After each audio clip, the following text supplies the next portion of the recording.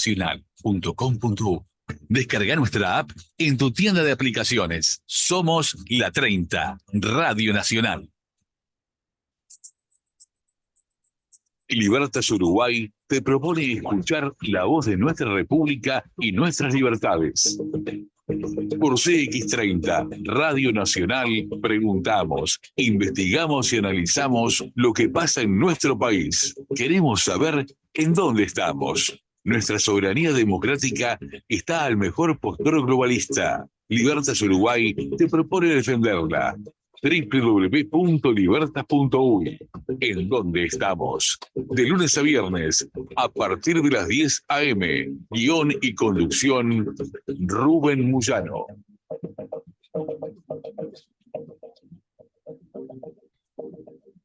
Bienvenidos. Buen día, República Oriental del Uruguay. Espero te encuentres bien ya en este día lunes, comenzando una vez más la tarea periodística que desarrollamos de lunes a viernes por CX30 Radio Nacional. Está por ahí Ramón, bienvenido Ramón. Ramón Villa con nosotros en controles. Salimos por Facebook también, en donde estamos, ese es el nombre de nuestro dominio. Estamos en Twitter, @en donde estamos, en Instagram, en donde estamos Uru, y en nuestro canal YouTube, Mirá en dónde estamos. Este es el nombre de nuestro canal YouTube, Mirá en dónde estamos. Y también, por cierto, 11:30 AM por aire, Radio Nacional, y por internet para el mundo, radionacional.com.uy o la 30, la aplicación que podés tener en tu celular. Hoy venimos con un tema, creo yo, que relevante para toda la región, para el continente, y está vinculado, como dicen los argentinos, a la Argentina. Esa Argentina que está conmocionada por un lado, que está muy triste por otro, y que tiene expectativas por otra parte. Conmocionada, triste, con expectativas. En esa nube de palabras que desarrollan los sociólogos argentinos, se descubre la palabra como primera, desazón, desesperanza, aparece también por ahí, las palabras que predominan, claro. Una sociedad destruida, un país destruido. El país que proviene de los bolsos de la Rosadita con millones de dólares, de las celebraciones de esos corruptos en el poder con habanos y whisky, de la ruta del dinero K, de los cuadernos de Centeno, de las 5 causas abiertas, causas penales, judiciales contra la expresidente de Argentina, Cristina de Kirchner. Es evidente que, bueno, una causa en la que queda condenada como culpable. Y por cierto que todo eso indica un gobierno muy corrupto que se robó miles y miles y miles, decenas, centenas de miles de millones de dólares, que tenían una fabriquita para hacer dinero, y cae preso también el vicepresidente, Amado Vudú, con la empresa Chicone, que dejan vacío el Banco Central de Argentina, que ahora, bueno, pide un préstamo este ministro de Economía, que no es economista, no necesariamente tiene que serlo, pero que había dicho en su momento que él jamás haría pactos ni estaría al lado de corruptos. Me refiero a Sergio Massa, hoy por hoy ministro de Economía. No resisten un archivo ninguno de los que están en este gobierno. El presidente, el presidente, ¿dónde está el presidente argentino? Bueno, nunca estuvo, figuró, una figura nominal, una formalidad. Hay que responder a la forma y tenemos un presidente, pero en el contenido, en los hechos, en la sustancia, y cuando le convenía gobernaba o presidía desde la interna Cristina Fernández de Kirchner. Cuando no le convenía se desmarcaba. Pone un ministro de Economía sacando a Guzmán y evidentemente eso tiene que ver con algún pacto político que no le sale del todo bien a Sergio Massa, que pasa a protagonizar el tiempo político del peronismo y reunirá a muchos peronistas. Es evidente que la carrera electoral se está jugando entre Javier Milei, un fenómeno outsider, un personaje mediático desde hace muchos años, contra Juntos por el Cambio, con un personaje que tiene simpatía popular, que tiene crédito incluso desde su gestión como ministra de Defensa. Claro, me refiero a Patricia Bullrich, quien gana las internas de Juntos por el Cambio. Ambos plantean, y acá lo digo, digamos que como conjetura o condicionalmente, ambos plantean una transformación profunda del país. No queda otra posibilidad, dada la situación argentina.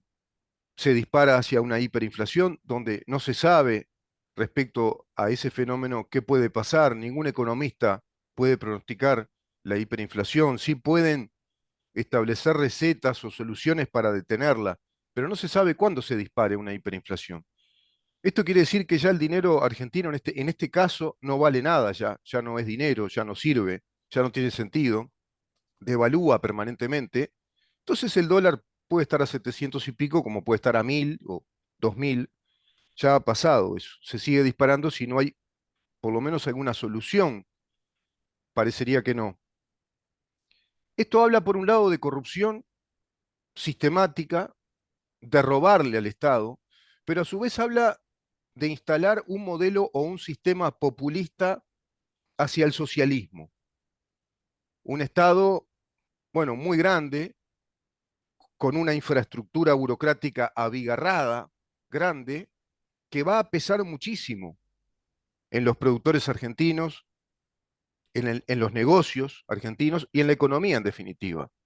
La retención, las famosas retenciones terribles a las exportaciones e importaciones de los productores agropecuarios, el cepo cambiario que no deja fluir y flotar libremente la relación del dólar con el peso argentino, por supuesto que no dándole ninguna posibilidad de sinceridad al mercado, al desarrollo de la economía argentina, prohibir, como se prohibieron, las importaciones de insumos fundamentales para producir.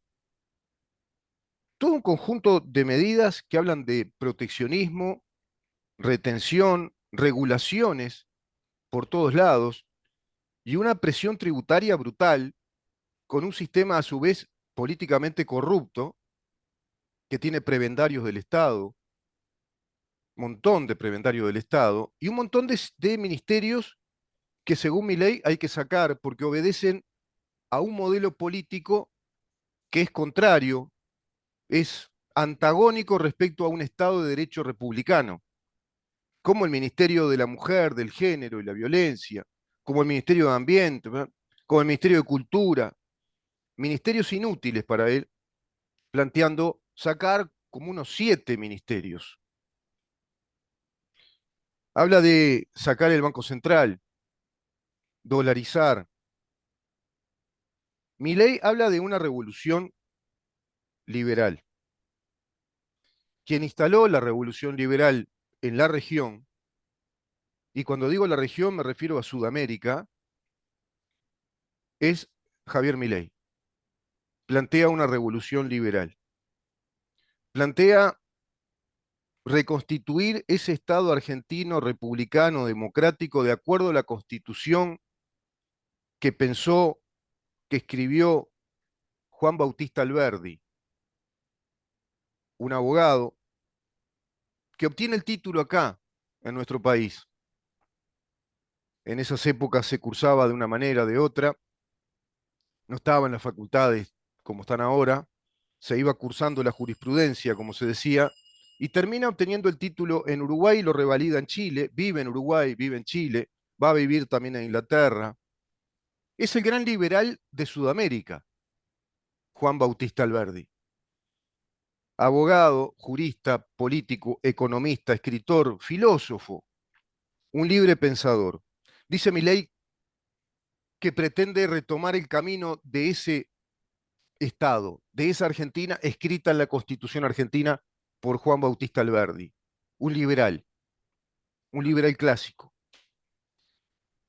Es evidente que el tono furibundo, apasionado, con los pelos revueltos, enojándose públicamente ante periodistas que de pronto él considera que no preguntan bien o están manipulando con las preguntas o siempre se equivocan para el mismo lado, ese enojo, hasta incluso levantarse e irse, o enojarse fuertemente, delante de cámaras y él sabe que se está enojando y expresándose delante de millones de personas. Y no le importa. En Milei lo políticamente correcto no existe, no está. En Milei la norma de lo políticamente correcto, la compostura no está. En Milei está la compostura cuando él experimenta que se está hablando en serio o le permiten hablar en serio de temas económicos a resolver, de temas económicos infraestructurales, estructurales, monetarios, de relaciones comerciales y estructura de Estado. Hay que achicar muchísimo este Estado burocrático, kafkiano, eso interpreto yo que está diciendo Milei, y que es un Estado socialista. El único que habla de socialismo en Argentina es él. El resto kirchnerismo y kirchnerismo y dale con el kirchnerismo. Parece que no entienden los argentinos que el kirchnerismo es la marca registrada o la patente argentina del socialismo del Foro de San Pablo, de un socialismo marxista con un neomarxismo por un lado en todo lo que es la estructura administrativa del Estado y los cometidos del Estado, y por otra parte un modelo económico vulgarmente corrupto y vulgarmente populista, socializando a través de planes, de subsidios, de retenciones, de prohibición a las exportaciones y a las importaciones en varios aspectos. Bueno, socializando pobreza. Y resultado, 22 millones de pobres, 6 millones de indigentes y otro tanto de millones agarrados del pincel. ¿Qué queda después de esto? De un Estado ya destruido, incendiado, al borde de un estallido social. Ahí, prácticamente ya con actos, incidentes, episodios muy violentos de una sociedad destejida, desmejorada notoriamente, con millones de personas de nuevas generaciones que no avisoran futuro, que no ven futuro para ellos, porque no están educados, porque son desertores de un sistema educativo, porque se han dedicado al mundo de la droga, y cuando decimos mundo de la droga decimos a negociar drogas, a ser dealers, a consumir drogas también.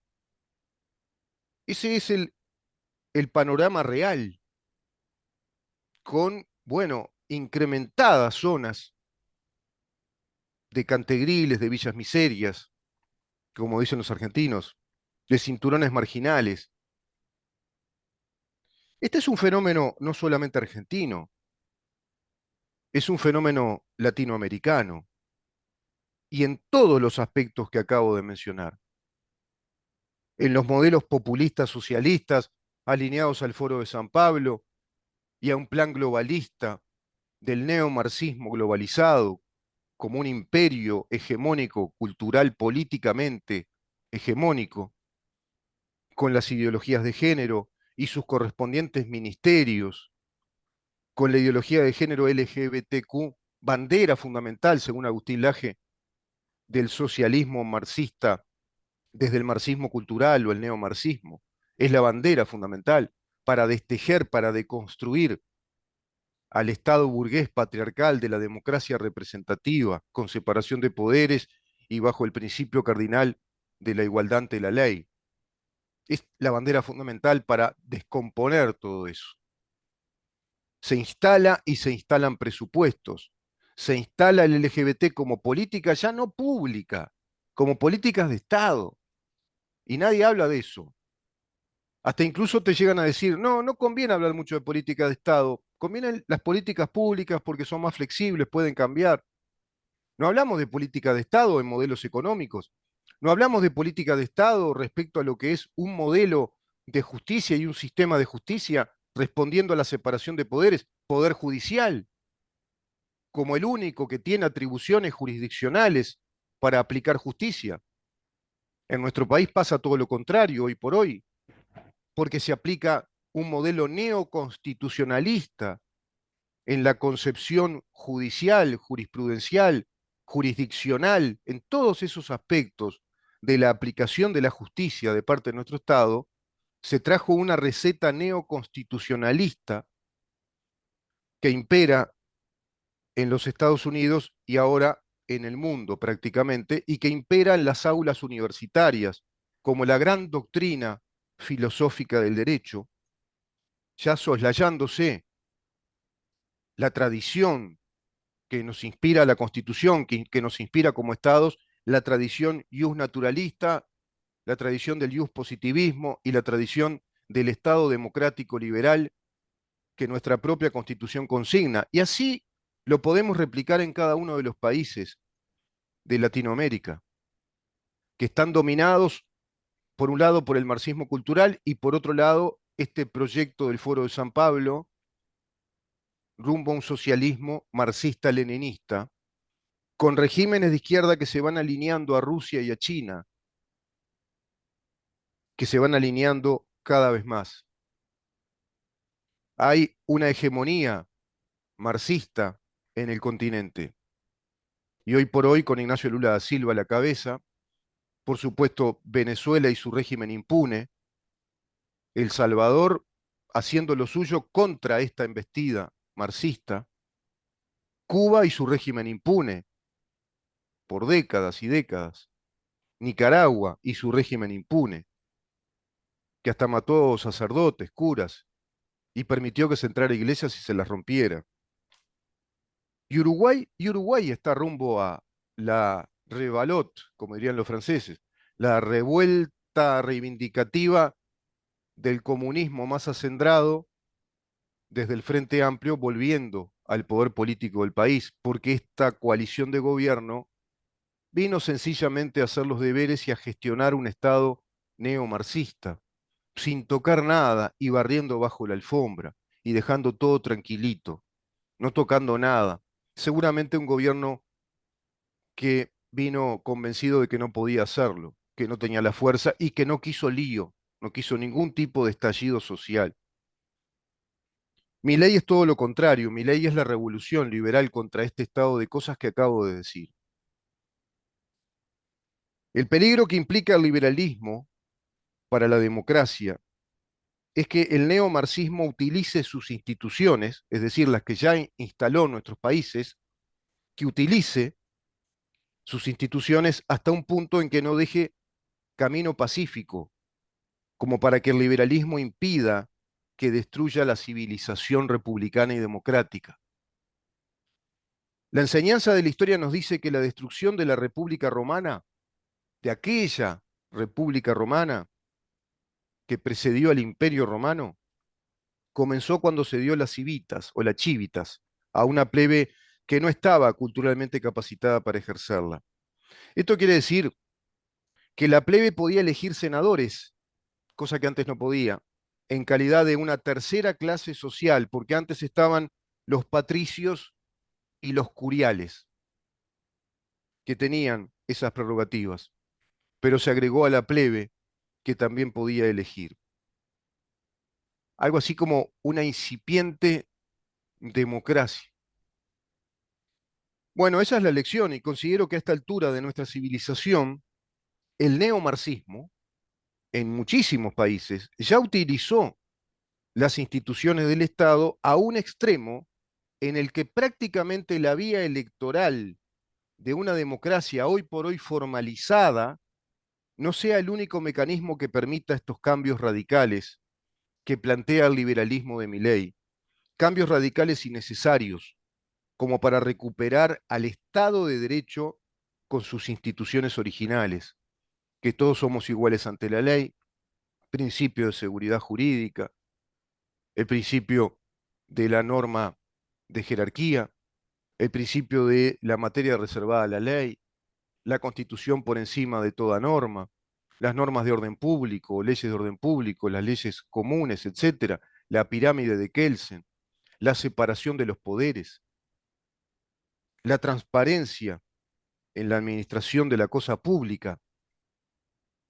Y por supuesto agregarle a eso la alternancia en el poder a través de esa ronda o esos ciclos electorales que están concebidos sobre la base de todo lo que dije ahora, hace un ratito.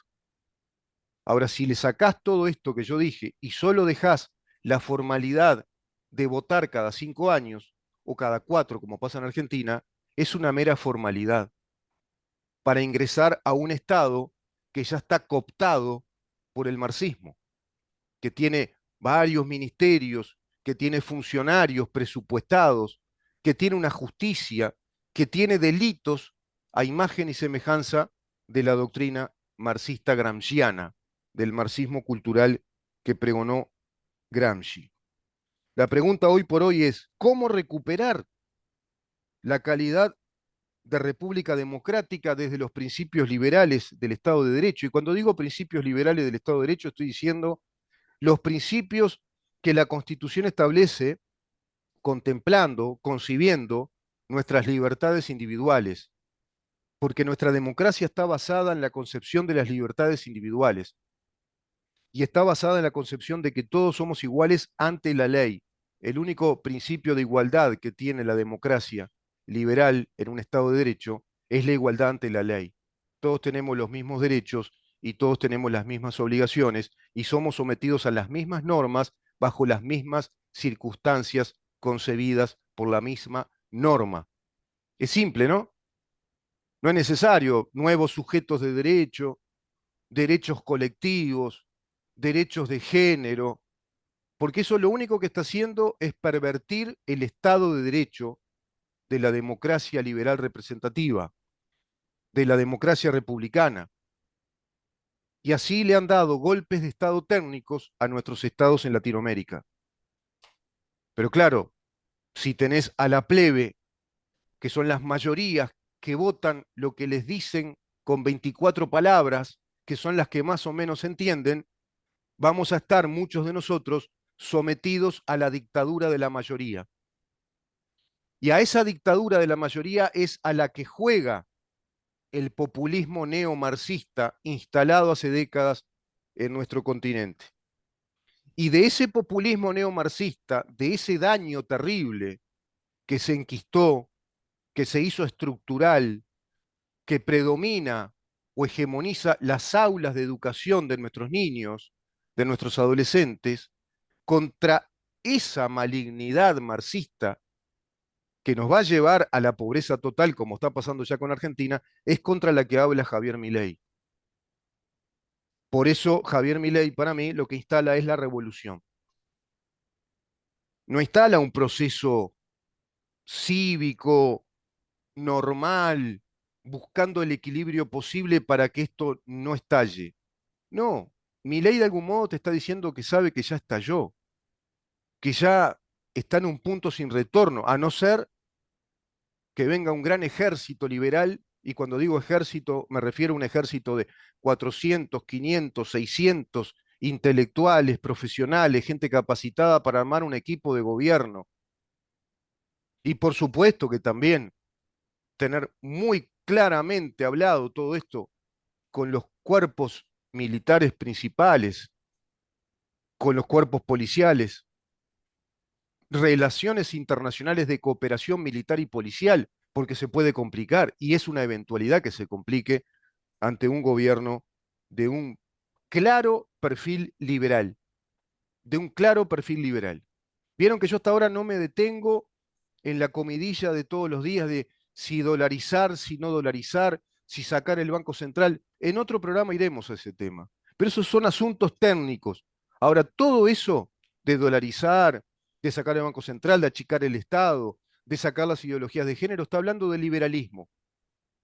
Está hablando de liberalismo, es decir, de recuperar el Estado que está escrito en nuestra Constitución, en nuestras constituciones. Y digo nuestras constituciones porque el proceso es similar, es paralelo. Todos nuestros países están concebidos como democracias liberales representativas, con un Estado de Derecho republicano. Pero vienen estas ideas, sobrevienen después de la caída de la Unión Soviética, después de esa Guerra Fría que polarizó al mundo, y se complejizó a través de la estrategia gramsciana revolucionaria desde lo cultural, es decir, atravesando los sistemas educativos de nuestros estados, legitimando derechos de género, derechos colectivos, derechos sociales, legitimando la idea de que no somos todos iguales ante la ley, sino que hay privilegiados y hay perjudicados por el sistema capitalista. También instalando que la igualdad tiene que darse respondiendo a esas diferencias o desigualdades. Eso es el neoconstitucionalismo que tenemos instalado, por ejemplo, en nuestro país, con este sistema de fiscalías, con los fiscales, el poder ejecutivo, entrando en adversidad o en contradictorio con los propios ciudadanos del país, sin garantías de un proceso, sin las garantías del juez que tenga sus potestades jurisdiccionales, sus atributos jurisdiccionales para darnos garantías como un juez imparcial por encima de las partes, ateniéndose a cada una de las etapas de un proceso judicial que garanticen el resultado de una sentencia definitiva. Todo eso pasa acá, en Argentina, en todos los países que están cooptados en lo económico, en lo financiero, en lo institucional, en lo cultural, en lo educativo, en lo jurisdiccional por el neomarxismo. Vamos a una pausa y vamos a continuar con este tema porque quiero ir en la segunda parte al miedo que hay en Argentina y acá, al miedo que veo se experimenta de si ganara Milei, que parece que sí, las encuestas van dando que sí. ¿Qué pasa si gana Milei? ¿No va a hacer acuerdos? ¿Hará acuerdos? ¿Se gobernará con las mayorías que se requieren para sacar esas leyes adelante desde el Congreso? Y te soy sincero, no sé, no sé si va negociará lo que pueda negociar, negociará lo que le digan, sí, estamos de acuerdo para que sigas adelante, porque creo que este señor viene con todo para ir hacia adelante con esta revolución liberal. Quédate ahí. Buscamos, preguntamos, estudiamos, investigamos